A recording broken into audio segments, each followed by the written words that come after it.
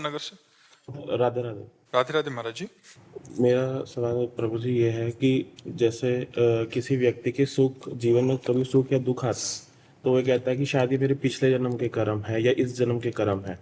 क्या उसका जो साथी होता है जीवन जीवन साथी होता है उसके वो आया ही है कर्म के संयोग से। वो जीवन साथी ही बना है कर्म के संयोग से। तुम्हारा शुभ कर्म उसका शुभ कर्म सुख प्रकट करेगा, तुम्हारा अशुभ कर्म उसका अशुभ कर्म दुख प्रकट करेगा। दोनों को भोगना पड़ेगा।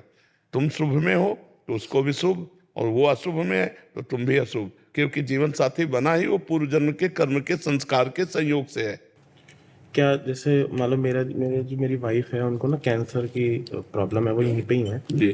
तो कभी कभी लगता है क्या पिछले जन्म के कर्म थे या इस जन्म के कर्म थे। मेरा सवाल ये है कि क्या मेरे कुछ ऐसे कर्म थे जी उनको ये कष्ट झेलना पड़ रहा है। नहीं नहीं, तुमको कष्ट झेलना पड़ रहा है क्योंकि तुम्हारे भी कर्म ऐसे पीछे के थे कि तुम्हारी पत्नी के शरीर में कैंसर हुआ। वो कैंसर से पीड़ित हो, तुम उससे पीड़ित हो। उसमें जो कैंसर आया उससे तुम पीड़ित हो। पैसा खर्चा होगा, बार बार मृत्यु का चिंतन होगा, कहीं ऐसा ना हो कि बार बार बिछुड़ने का शोक होगा। तो ये आपको ये कर्म के फलस्वरूप है। और आज यहाँ पे आके ये पता चल गया कि बिना राधा रानी की कृपा से वृंदावन के कोई दर्शन नहीं कर सकता, क्योंकि मेरा कोई प्रोग्राम नहीं था। बट किस तरीके से कृपा बनी मैं उनके साथ। हाँ बिल्कुल बिल्कुल। राधा रानी जी से एक बार एक ये कह दीजिए वो जल्द से जल्द ठीक हो जाए। नहीं, ये तो हम इसलिए नहीं कहते, हम ये कहते हैं कि जो विधान हो राधा राधा कहते हुए भोग लो। हम अपनी किडनी के लिए नहीं कहते। 2 लोग फेल है, डायलिसिस होता है तो उनको खेलने दो और अपने भोग कर राधा राधा कहते हुए श्री जी के पास चलेंगे। शरीर तो कर्मानुसार जो भोग रहा है उसे भोगने दो, उसको उसमें श्री जी को सम्मिलित मत करो। महारानी जो ठीक कर दें, नहीं, महारानी जो आपको जो ठीक लगे वो करो। राधा राधा राधा तो उनको यही ठीक लगेगा। कोई अपने बच्चे को दुखी नहीं देखता, कोई अपने जन को दुखी नहीं देखता। तो आप यही प्रार्थना करो और नाम जप करो राधा राधा। ठीक है, हम लोग ऐसा करें कि श्री जी के ऊपर छोड़ दें कि आपको जो ठीक लगे वो आप करो। हम आपकी हैं, बस आपका चिंतन न भूलें, आपकी सेवा न भूलें। जाऊं कहाँ तज चरण तिहारे, बस जैसे हैं वैसे। बस यही हमारी भी बात है, यही हमारी भी बात है। जाऊं कहाँ तज सुन तुम्हारे, जैसे प्रभु रख रहे हैं। अब जैसे हैं अब हैं तो हैं, कहाँ जाएं। हम सब प्रभु के हैं। हमको समा सकते हैं तो केवल प्रभु समा सकते हैं, नहीं तो जगत में तो गुणी जनों का आदर होता है और भगवान के दरबार में पतितों को भी पावन किया जाता है। हम सब ऐसे ही हैं, केवल उन्हीं के भरोसे, उन्हीं के सहारे। हम सब ऐसे ही हैं। भेष तो साधु का है लेकिन रहनी ऐसे ही हैं, जैसे आप कह रहे हो ऐसे ही है। मैं अपने लिए कह रहा हूँ। ले ये तो साधु की दैन्यता है। भगवान की शरणागति ही सर्वोपरि है। शरणागति तभी होती जब अपने में अधमता का अनुभव होता है। मैं अधम हूँ। देखो हनुमान जी महाराज कह रहे हैं असमय अधम सकासुम, सबरी जी कह रहे हैं अधम ते अधम अधमति नारी। तो ये खास बात है। उनकी तो दीनता, हमारा जी अपनी तो ओरिजिनल बात कह रहे हैं। नहीं, हम ओरिजिनल इसलिए नहीं कह सकते कि उनकी सत्ता नहीं है, असत भावों की सत्ता नहीं है, और हमारी शरणागति की सत्ता है। तो असत हमको तब तक बाधा पहुंचा रहे हैं जब रघुवंश भान उदय नहीं हुआ हमारे हृदय में। इसीलिए असत अपना प्रभाव दिखा। जिस दिन राम जी की कृपा उदय हुई, राम जी हृदय में प्रकाशित हो गए, उस दिन तो इसकी सत्ता ही नहीं है। बिल्कुल मस्त रहना चाहिए। देखो तन मन प्राण सब भगवान को हमने दे दिए, झूठे से सही, लेकिन है तो हम उनके दास। अब वो संभालेंगे। इतना ही बल है। हाँ बस इतने ही। आप नहीं, हम सबका बल ऐसा ही, इतना ही है। जो मैं अपने अवगुण कहूँ बाढ़ई कथा पार नहीं लाहो। जब अपनी तरफ देखो तो शर्मिंदा होना पड़ता है। इतने बड़े स्वामी और उनके हम सेवक कहलाते हैं, ऐसे लक्षणों वाले। और जब प्रभु की तरफ देखो, उनकी कृपा, उनका दुलार, उनका स्वभाव, तब लगता है कि जीवन धन्य है। क्योंकि हम जैसे भी हैं प्रभु के हैं, और ऐसे स्वामी हमारे स्वामी हैं, तो हम अभागे होते हुए भी धन्य है हमारा जीवन। अभाग्य इस बात का कि ऐसे स्वामी के होते हुए हम अपनी एक भी वृत्ति किसी वस्तु, व्यक्ति, स्थान को दें, ये हमारा दुर्भाग्य है। ऐसे रूपवान, ऐसे गुणवान, ऐसे करुणा में, ऐसे महामहिम, अखिल कोटि ब्रह्मांडों के साहब, उनका चिंतन छोड़कर हम और कोई चिंतन करें, ये हमारा अभाग्य है, ये हमारा दुर्भाग्य है। लेकिन ये सौभाग्य भी उदय कि ऐसे होते हुए भी स्वामी ने हमें स्वीकार किया है। अगर वो स्वीकार ना किए होते तो ये सब हमारा दासत्व उनके लिए नहीं।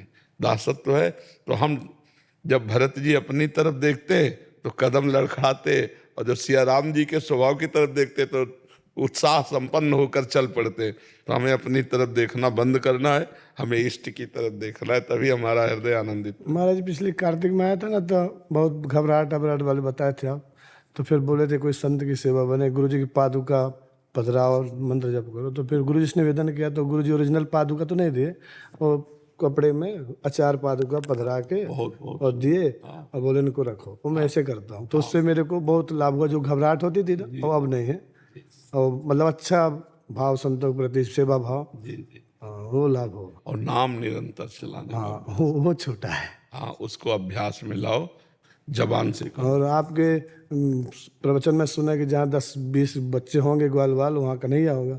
तो फिर यहाँ बच्चों का थोड़ा सा सेवा किया हमने, नहीं ठीक, हलवा पूड़ी साग परसों, और बहुत आनंद आया उसको, बच्चों को खिला के बहुत आनंद आया। ज्योति पारिक जी।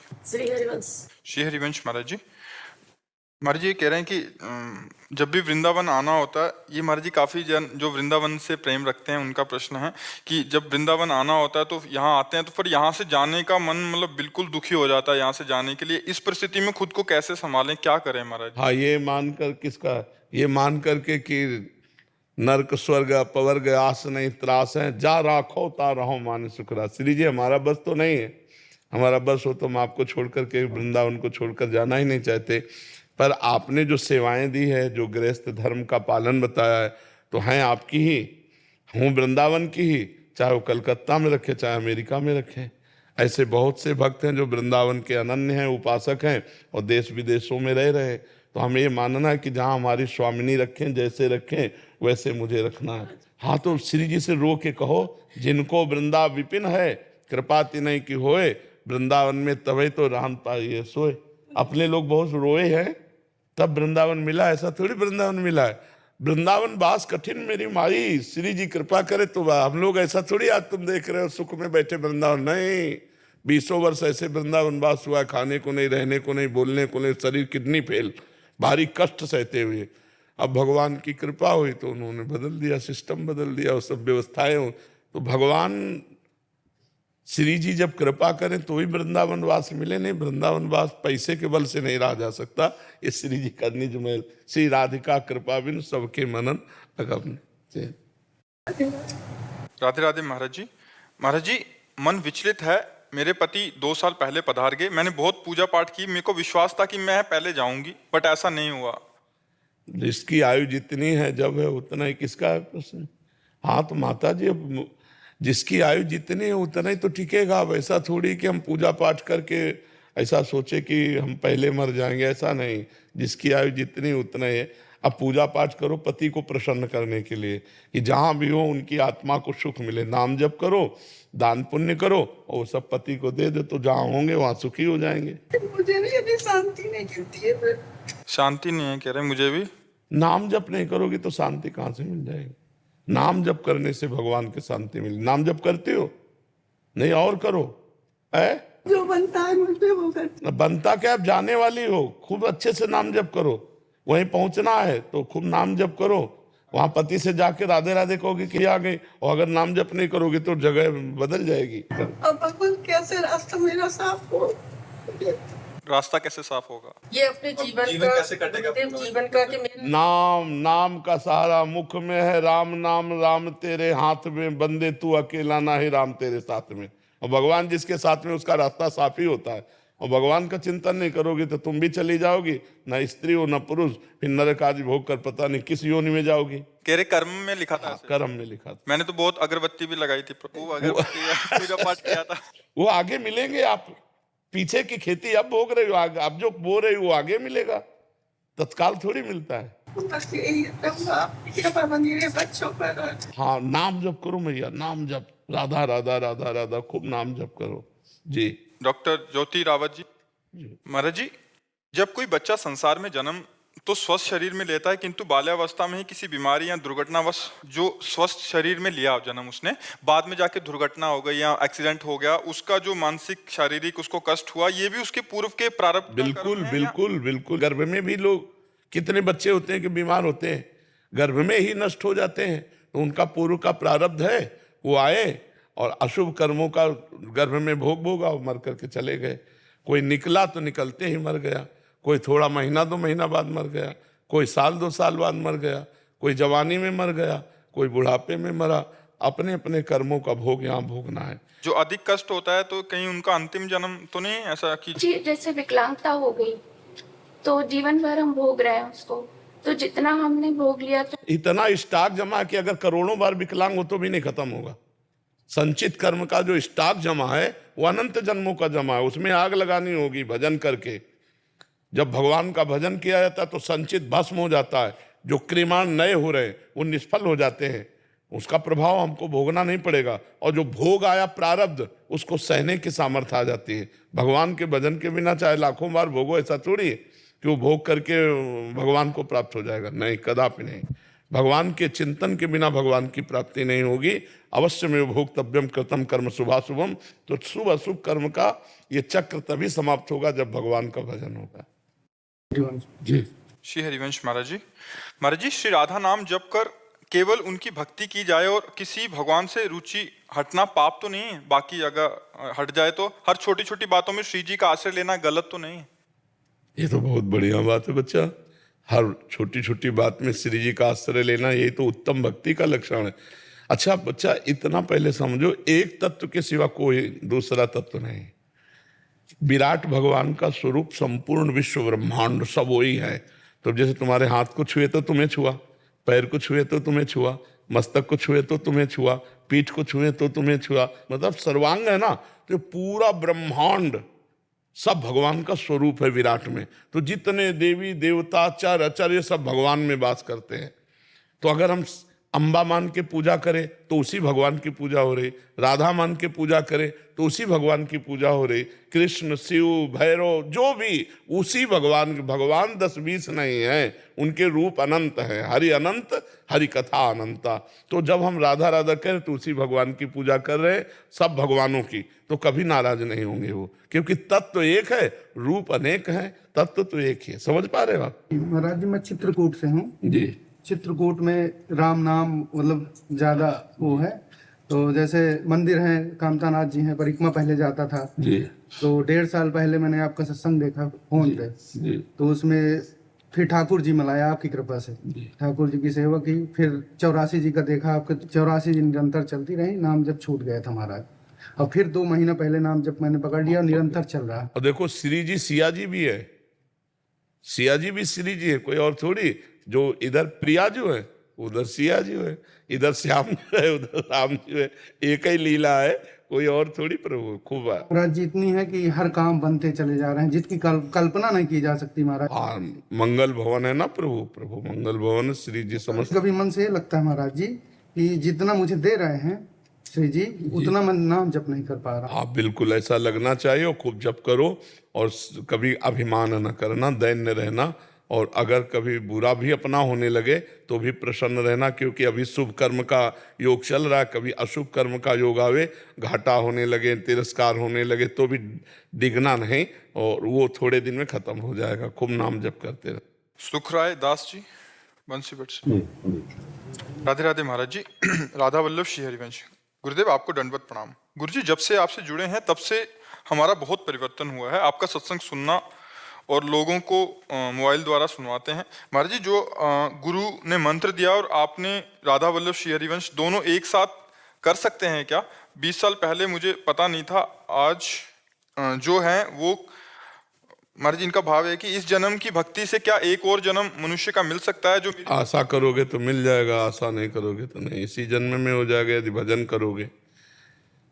देखो, भगवान के सिवा कोई वृत्ति हमारे अंदर जब नहीं उठेगी तो हमारा जन्म नहीं होगा। निरंतर भगवान का चिंतन तो काम हो गया। अगर वृत्ति कहीं जा रही किसी व्यक्ति पर, किसी वस्तु पर, किसी स्थान पे, और उसी समय हमारे प्राण निकल गए तो हमारा जन्म हो जाएगा। भरत जी महाराज चक्रवर्ती सम्राट पद छोड़ करके गंडकी नदी के पावन जल में स्नान करके एकांत पर्णकुटी में भगवान का चिंतन करते, पूजन करते। एक दिन एक गर्भवती हिरनी जल पीने के लिए, और वो जल में ही खड़े थे, तो सिंह ने दहाड़ मारी, तो भयभीत होकर उसने छलांग लगाई, तो उसकी योनि से उसका बच्चा जल में गिर गया। गर्भवती थी। भरत जी ने देखा कि वो पार गिर करके मर गई, तो सोचा इस बच्चा तो प्रवाह में मर जाएगा, उसको उठा लिया। दया तो संत के हृदय में होती है।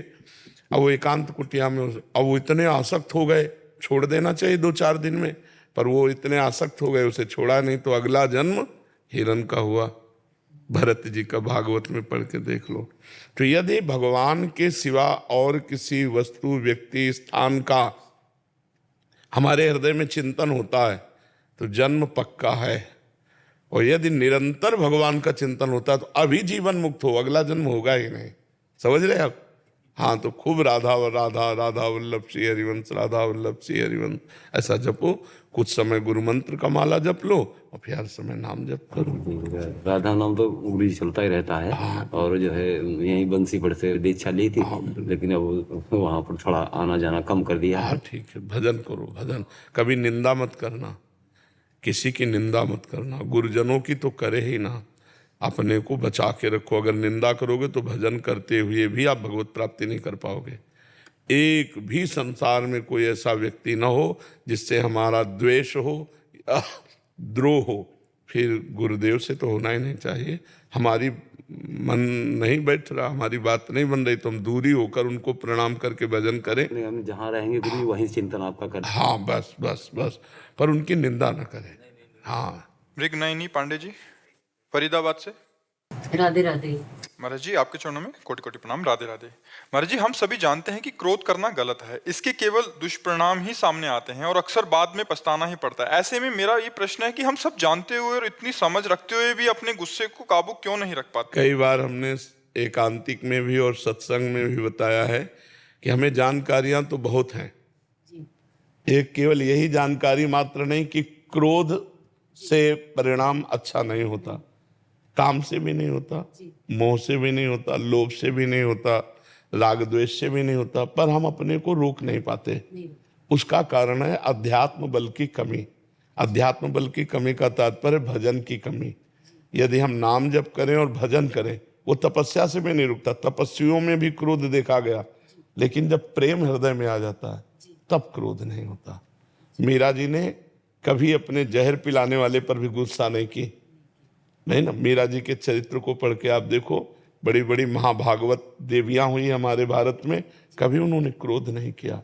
क्यों? क्योंकि भजन और प्रेम में डूबी हुई। अगर उनको किसी ने मारा, उनको कष्ट दिया, तो भगवान का विधान मान के चुपचाप सह लिया, कभी पलट का जवाब नहीं दिया। सखुबाई का चरित्र देखो, बांध करके उनको पीटता था उसका पति, वो महान भक्ता थी, तो भगवान के लिए उन्होंने हर कष्ट सहे। तो हम जब हृदय में हमारे ज्ञान प्रकट हो जाएगा, सब में भगवान, तो क्रोध नहीं आएगा।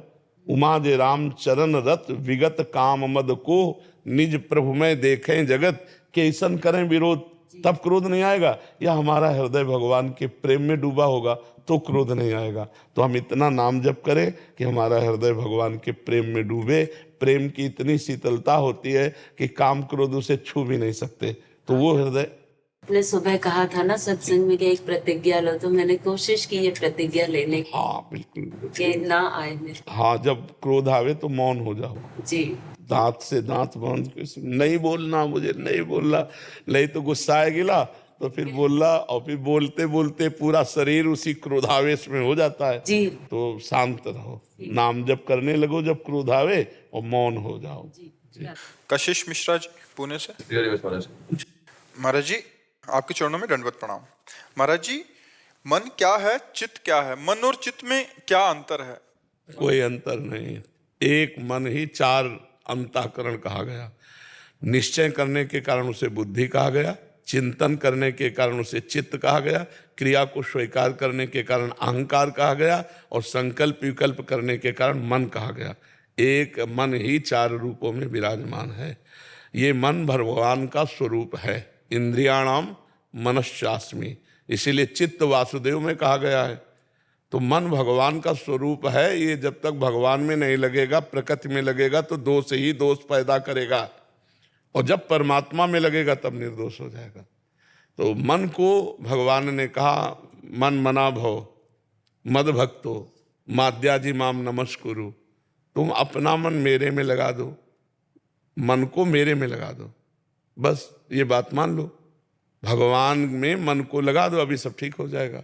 अब कोशिश तो इसी बात की साधक करता है कि मन भगवान में लगे, नहीं लगता है तो बार बार लगाने का अभ्यास करता है। तो अभ्यास से वो मन पर विजय प्राप्त कर लेता है। भोगों से वैराग्य और अभ्यास, अभ्यास और वैराग्य के द्वारा मन पर विजय प्राप्त की जाती है। और जब मन निर्विषय हो जाता है तो वही भगवान का स्वरूप है। इंद्रियाणाम मनश्चास्मि भगवान ने कहा है।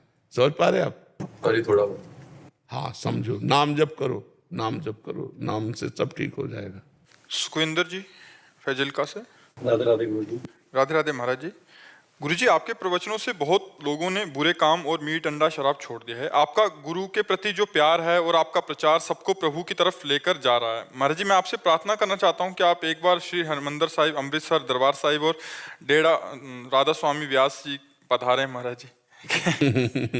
वृंदावन से हम कहीं जाते नहीं, अखंड वृंदावन बस, कहीं नहीं। हमारे पंजाब में भी चरण डाल दो एक बार।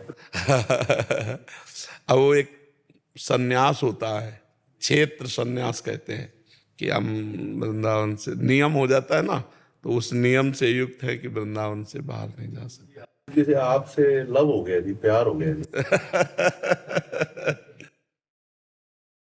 बिल्कुल, सबसे प्यार करो, सब में भगवान विराजमान है। नहीं गुरु जी, आपसे ज्यादा ही हो गया जी। गोवर्धन की जैसे आप परिक्रमा जाते हैं जी, तो वो भी वृंदावन के अंतर्गत ही आता है। जी जी, हमारा वृंदावन 20 कोस है।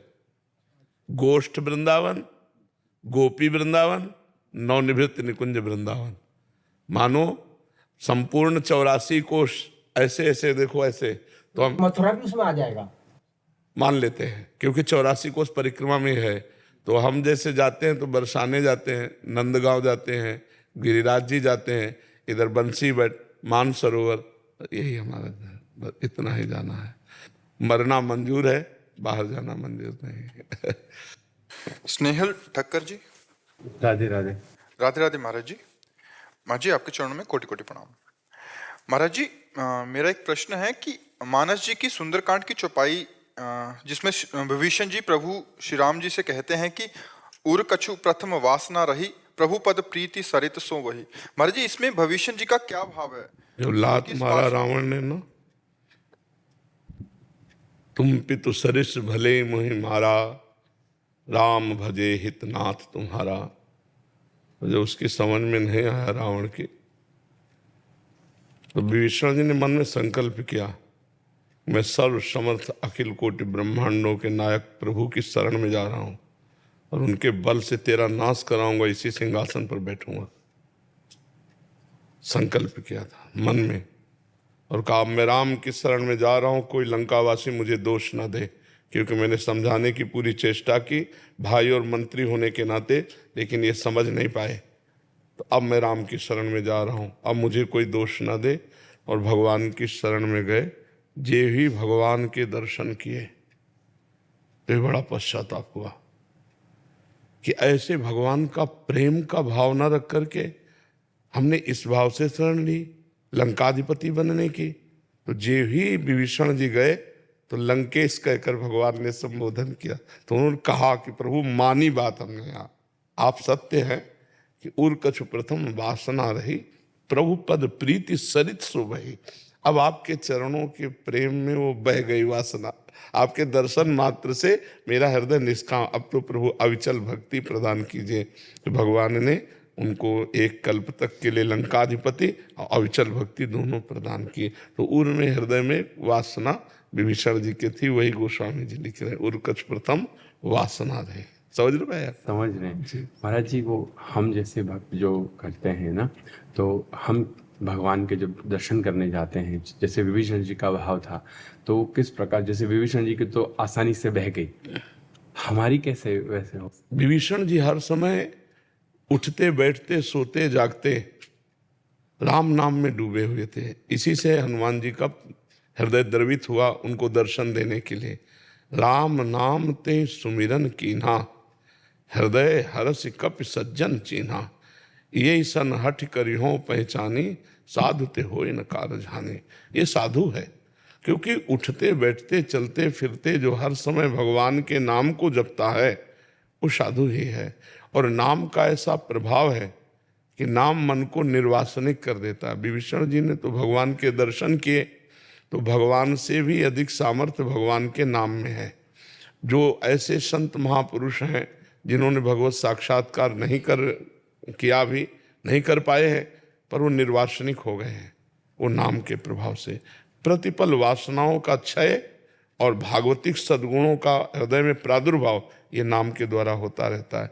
जैसे महान दुर्गुण से युक्त हिंसक प्रवृत्ति डाकू, वो मरा मरा मरा मरा मरा मरा, और ब्रह्मर्षि बन करके भगवान के चरित्र का लेखन किया, भगवान के अवतार के पहले ही चरित्र का लेखन कर दिया।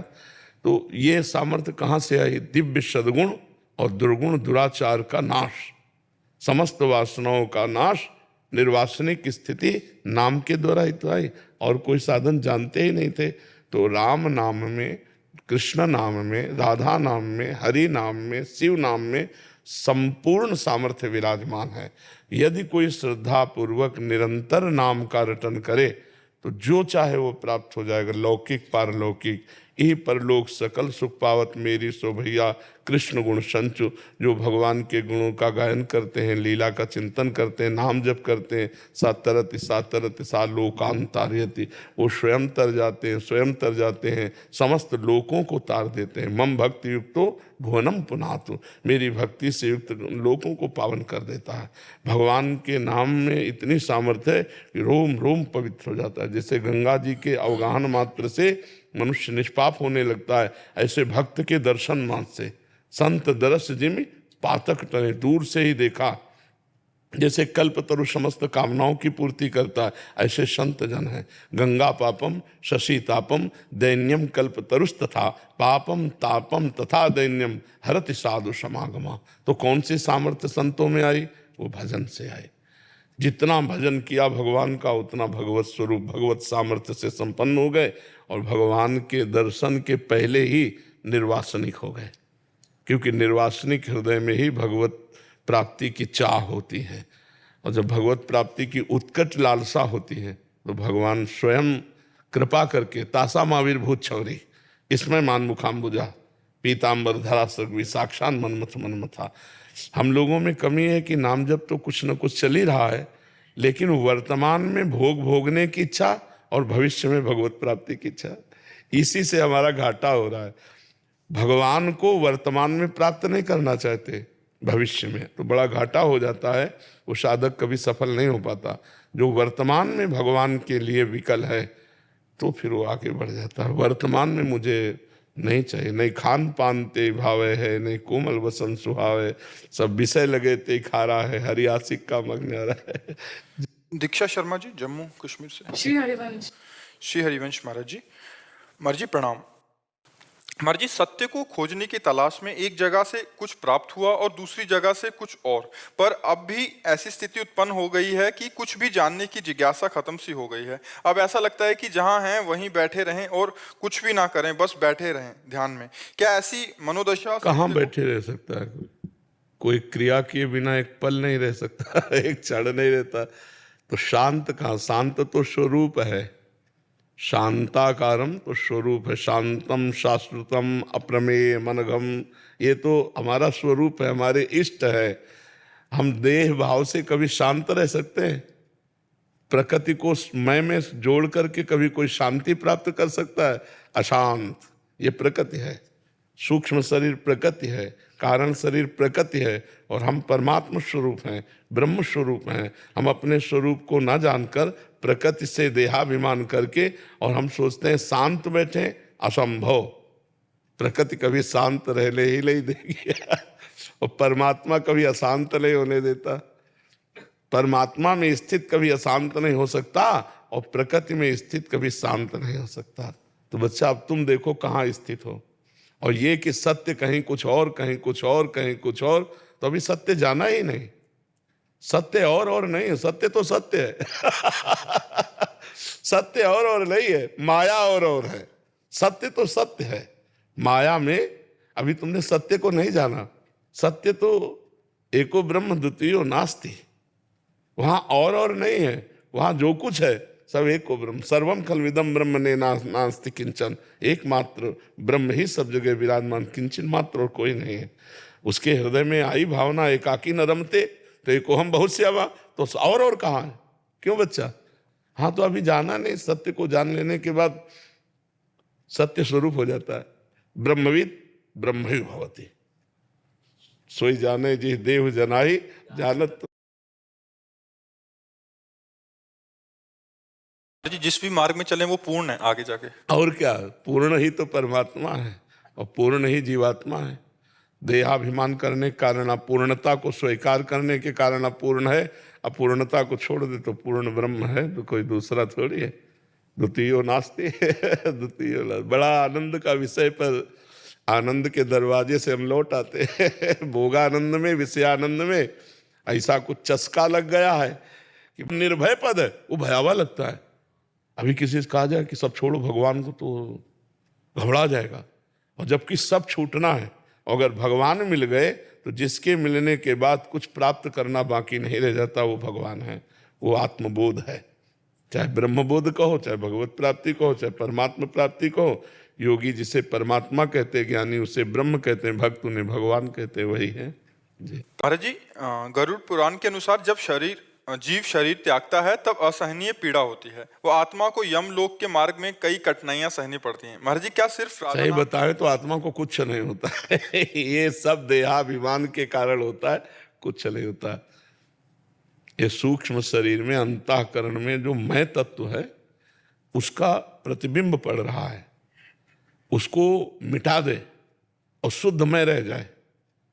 दर्पण हटा लो तो प्रतिबिंब खत्म हो जाएगा। मैं और मोर तोर तय माया, यही दर्पण है। अहमता और ममता, इन दो को मिटा दे तो कहीं कोई कष्ट ही नहीं है। अच्छा, अब जब तक मिटाओगे नहीं, मतलब जैसे कोई स्वप्न में सो रहा है और उसका सिर काटा जा रहा है तो उसे दुख हो रहा है। अब उसके लिए कोई उपाय नहीं, आप वेद मंत्रों का उच्चारण करवाओ। सोते हुए आदमी की पिटाई हो रही है, उसको एक ही उपाय केवल है, जगा देना। सोते हुए पुरुष की संकट निवृत्ति केवल जागने मात्र से होगी, बिन जागे दुख दूर न हो। जो सपने सिर काटे कोई, बिन जागे दुख दूर न। तो देखो, ये स्वाप्निक माया है। स्वाप्निक है नरक और स्वाप्निक है स्वर्ग। जब तक आप जगोगे नहीं तब तक ना भोगते हुए भी आपको भोगना पड़ेगा, जन्म मरण से रहित होते हुए भी आपको जन्म मरण भोगना पड़ेगा। अब इसके लिए सदगुरु की शरण होकर के और भगवान का खूब नाम जप करें, मंत्र जप करें, अपने स्वरूप को जाने, तो न कोई नरक है न कोई स्वर्ग है। उमा कहूँ मैं अनुभव अपना, सत हरि भजन जगत सब सपना। तो ये सपना है, जे ही जाने जग जाए हेराई, जागे जथा स्वप्न ब्रह्म। अब बच्चा हो, तुम समझ रहे हो हमारी बात भैया? एक ये दीर्घ स्वप्न है, लंबा स्वप्न है। जब तक परमात्म ज्ञान नहीं होगा तब तक ये आवागमन का भ्रम, जैसे स्वप्न में आप समुद्र में डूब रहे हो। अब हम क्या उपाय कर सकते हैं? हम 100 नौका मंगा लें, 100 तैराक मंगा लें, क्या आप तक हम पहुंच सकते हैं? आपको बचा सकते हैं? एक केवल उपाय है, उठ। अब न समुद्र है न नौका है, एकदम बिलग, सब दुखों से बच गए। ऐसे ही जागना है। न तू स्त्री है न तू पुरुष है, तू ब्रह्म स्वरूप है, तू भगवत स्वरूप है। अब ये कैसे मलिन अंतःकरण को समझ में आवे? तब वो अपने को स्त्री मानकर, पुरुष मानकर जो बर्ताव करता है तो अवश्य में भोक्तव्यम कृतम कर्म शुभाशुभम, वो फंसता चला जाता है। अब सद्गुरु मिल जाएं और उनके द्वारा शुद्ध ज्ञान का मार्ग मिल जाए और उस ज्ञान प्राप्ति की साधना मिल जाए। ये सत्य नहीं है, नाम उसका सत्यलोक है, ब्रह्मलोक को। लेकिन आ ब्रह्म स्तंभ पर्यंतम सर्वम मायामयम जगत, तिनके से लेके ब्रह्मलोक तक सब मायामय है।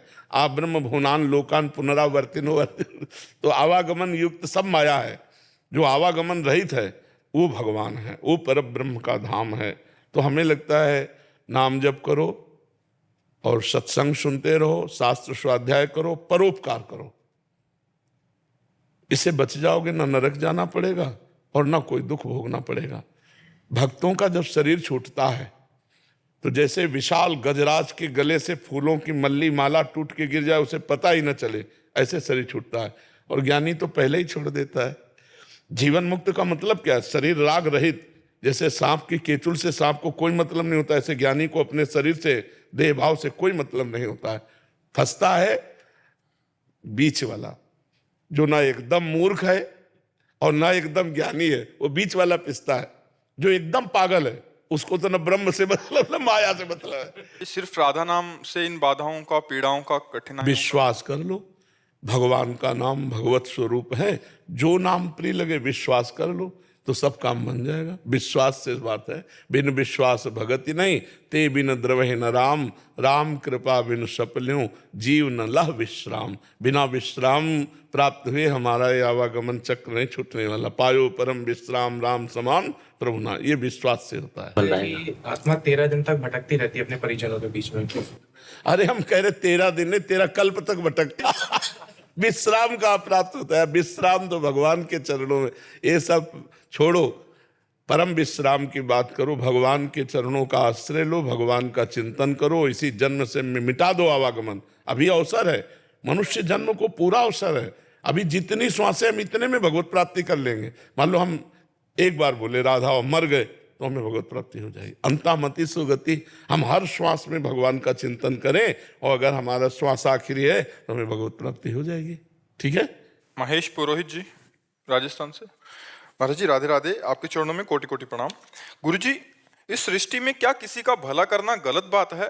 क्यों बाद में पछताना ही पड़ता है भला करके? क्योंकि आप थैंक यू चाहते हो भला करके, इसलिए पछताना पड़ता है। यदि आप थैंक यू ना चाहे तो नेकी कर दरिया में डाल। हमें आपसे क्या मतलब? हमने आपको पानी पिला दिया, आपकी प्यास बुझ गई। अब इसके हमारी स्वार्थ बुद्धि बदले में नमन चाहती है, बदले में नमस्कार चाहती है, धन्यवाद चाहती है, तो ये गलत बात है। सच्चा परमार्थ है, सच्चा हित है कि हम उसका हित कर दिया और हमें थैंक यू की विचार नहीं है। समझ रहे ना? आप करके देखो, आनंद यहाँ हृदय में शीतलता आ जाएगी। एक दिन कोई भूखा आदमी टहल रहा हो, अपना भोजन न पाकर उसको पवाओ, तो देखो 10 प्रकार के भोजन पाने से जो सुख मिलता है उससे 10 गुना सुख मिलेगा जब किसी भूखे को पवा दोगे। लेकिन अगर तुम्हारे अंदर ये चाह है कि हमारे पैर छुए, तो वो शीतलता नहीं होगी।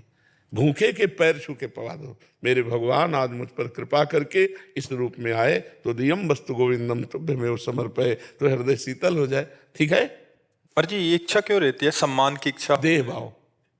सारी इच्छाएं देह भाव में हैं और स्वरूप में कोई इच्छाएं नहीं। स्वरूप अकाम है और देह भाव से युक्त होकर कभी अकाम नहीं हो सकता। प्रकृति में स्थित होकर कभी इच्छाएं समाप्त नहीं हो सकती, कभी नहीं, किसी की नहीं, कितना भी भोग ले। हाँ, और जब भगवान में स्थित होता है तो कोई इच्छा ही नहीं रह जाती।